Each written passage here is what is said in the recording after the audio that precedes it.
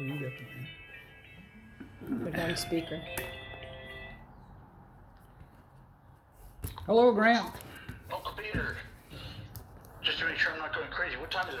Is it 12:15 right now? Yep. Okay. Yeah. 2-hour time difference there, so I think I called you like my time, 12:04, 12:05. Anyways, how you doing? Anything less hectic? No, we're still pretty busy. I've got a I imagine so. lot of things going on. Yeah, we're trying to stay busy as well. Got some stuff going on, flooring company, a lot of stuff done over the computer on Zoom and stuff like that for meetings and then measuring empty houses. Anyways, the reason I want to shoot you a call and just kind of pick your brain, make sure that see if you think it's a good idea. I spoke to Mike Sussman. I talked to my CPA, and just to get a better idea, I already had a pretty firm idea, and I was close to on point as far as what's going to be taxed, what isn't going to be taxed, and just got some advice from the professionals. And I think I'm going to leave the IRA as is and keep it with Mike. My parents have spoken very highly of him for years. And the advice I was given is it would be best to just take a monthly draw off of it, to take the lowest amount over the course of 10 years and just treat it as like a secondary income. I'd receive about $1,600 a month. What I'd like to do with the rest of it, and I already had a meeting this morning with a real estate broker that's a friend of mine out here.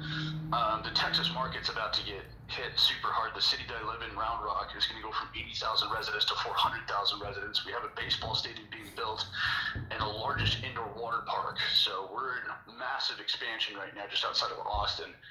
And I've always been curious with it just because my business is so closely tied to the real estate industry, buying and selling homes, needing flooring. I already had an interview this morning. I think I'm going to jump straight into the real estate market, still run the flooring company. Julie's going to take point on the flooring company.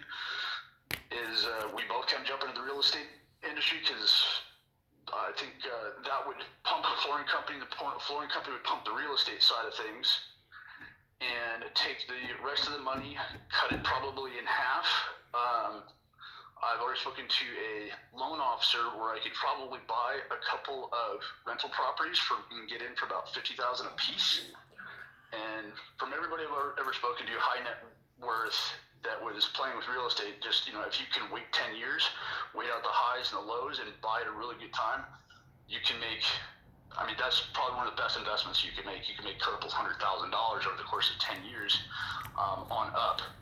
So I think we're talking about doing that and buying us a reasonable house here in Texas, and might be trying to go through, put on, if there's the opportunity to flip here and there, which I know can be dangerous, but we have the ability to fix up houses with the construction company, with the flooring company. But possibly going maybe into 1 to 2 houses a year, but starting out with just a couple rentals and see how that sits out here, and just keeping probably a good 200,000 plus in the bank as just backup, not including the IRA. But I just want to see what you thought. I know that you were inspecting for a long time and that you had experience in the real estate industry. I'd even spoke to my mom about it, and she was ecstatic, and she thought that I was kind of made for the real estate industry, just being in sales for so long and knowing enough about and being in it and working with realtors. I was just curious to see what you thought about that kind of investment.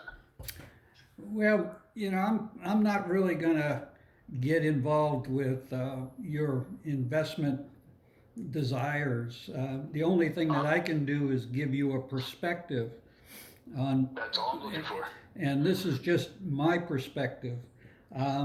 You might have a good picture of what you perceive as the financial environment in Texas, but we have never experienced this coronavirus shutdown and the effect on the economy that it's had. And the readings that I've done is that we don't even know when it's going to come back. The economy is going to be opened up again, and how rapidly it will come back. Whether the stock market will do anything in a positive direction, whether businesses would be allowed to operate, and if they're operating, it's going to be a different methodology. And our daily lives will change. That's basically what we are seeing out here. And all of that makes me always lean towards the conservative side.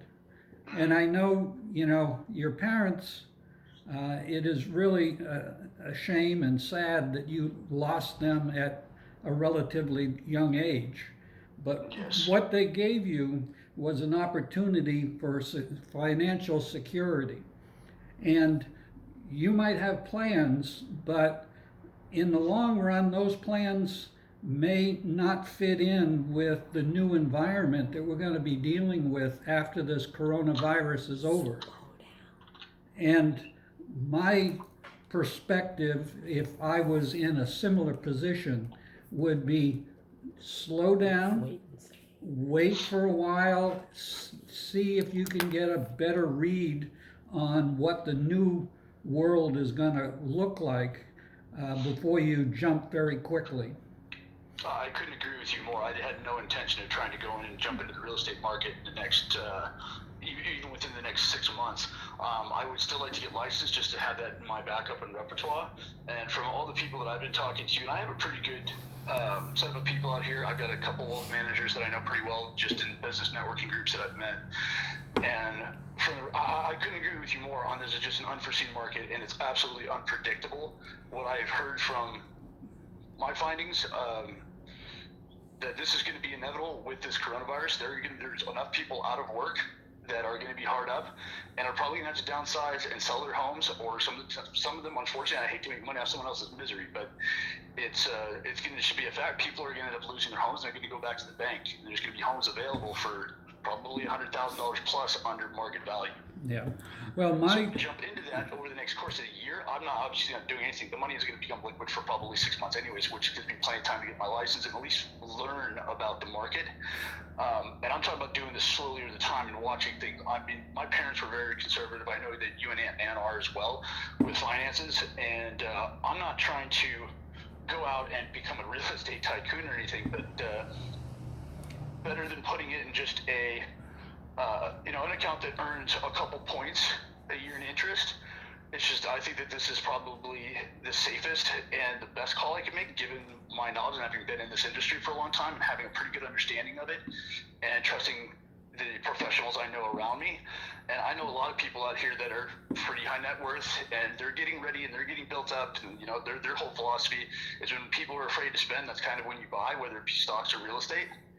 And there's going to be just some deals that if you can hold on to them and wait out the next couple of years of unforeseen craziness, the real estate market always comes back. It always has. That's just been, I realize we've never been through a pandemic like this, but if you can get in when the times are really hard and these houses are going to come up for sale at prices that have to move when people need to make their cash liquid again, I just think that there's going to be some rare business opportunities that we may not see again for decades. Yeah, well, again, my perspective is that there is never a sure thing. Everything, absolutely not. It's absolutely everything has risk associated with it, and the monies that your parents have given to you is really designed to last you for a hell of a long time. So you want to be cautious on how you use it. Well, I mean, if I bought a rental property and I put $50,000 down on it, the real estate market in Texas is a completely different animal from California, especially in Orange County, which is what I was used to. But to put down, if you're able to buy a house out here, you can buy a 4 or 5 bedroom house for $270,000, and to put 50 grand down on that and be able to hold on to it for 10 years and still make, maybe $100 a month, $200 a month of passive income, and just be able to have somebody else buy down your property every month, which is basically putting $500 to $1,000 a month into your savings account for when you do eventually cash it out as a retirement plan. I've met a lot of people that have gotten very, very, very wealthy off of holding on to. And flipping houses is dangerous because you never know. You can get a house and the market can drop and you can lose 20 grand, you can make 20 grand, but it's dangerous. Holding on to property, I don't know too many people that have been bit that have done it smartly. But no, there's going to be different perspective on this. A lot of people are holding on to what they have, and I am certainly not going to go crazy in spending. I'm not going to go out and buy a Lamborghini. We're renting right now because we were unsure what was going to happen to this Texas market. And thank God I didn't get silly when we got out here and go buy a place. We've been here now for a few years and kind of got an understanding of the lay of the land. But I think that there could be an opportunity to get in the house and not throw my money at the wall for rent, and at least buy a property that. And I'm going to wait till something where there's a deal that is too good to pass up, where there's something that's just needs a little bit of work, needs some paint, needs some flooring, and buy a house that might be a little bit in a distressed position to sell. Yeah. And I'm talking about, usually statistically that's going to happen at the end of the year. You get near the holidays and, you get out of the summer, spring months, because my real estate agents that I'm working with, that's the only place I'm getting business from right now is real estate transactions, because the houses are empty. Everybody's quarantined. No one wants to have flooring put in their house when they're stuck at home with their kids. So that's the only reason I'm getting business right now is the real estate market. And the agents I do know that are investors are getting ready to start buying. They think that there's going to be a frenzy coming in the next 6 months when everything gets really bad.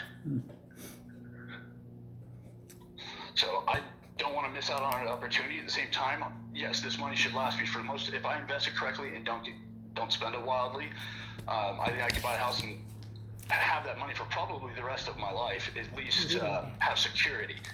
I mean, it's not enough money to retire on at 39 years old, but it's enough to get you a pretty good way. Yeah. At the same time, I don't want to squander it and put it in an account and just put it in a savings account and earn 3%. I think there's much better ways to invest that money and make it work for you a little bit better. And then, you have 2 or 3 or 4 houses over the course of 10 years. You cash those out when they're half paid off. That's a lot of money in return after the market has gone down and up, and sell it when it's high. But no, there's no such thing as a sure thing. I realize. I mean, I'm not putting my money in the slot machine, but at the same time, it is still a gamble. Yeah. I was just curious to see what your perspective was on the whole matter. Just knowing that you've been in the industry, you have a lot more. You have agent experience on me by a bit, so. I'm not trying to jump into this. I'm looking to hear input. Yeah, I gave you my perspective on it. I don't think I can say much more. No, and that's appreciated. That's all I look for. I value your input, and I don't want to make brash decisions and get excited and spend money just because I have it in the bank. So, well, all right. I know you're a busy guy. I'll let you get back to what you're doing. Thank you for your time. Okay. Talk to you later. All right, Captain. Bye. Bye-bye.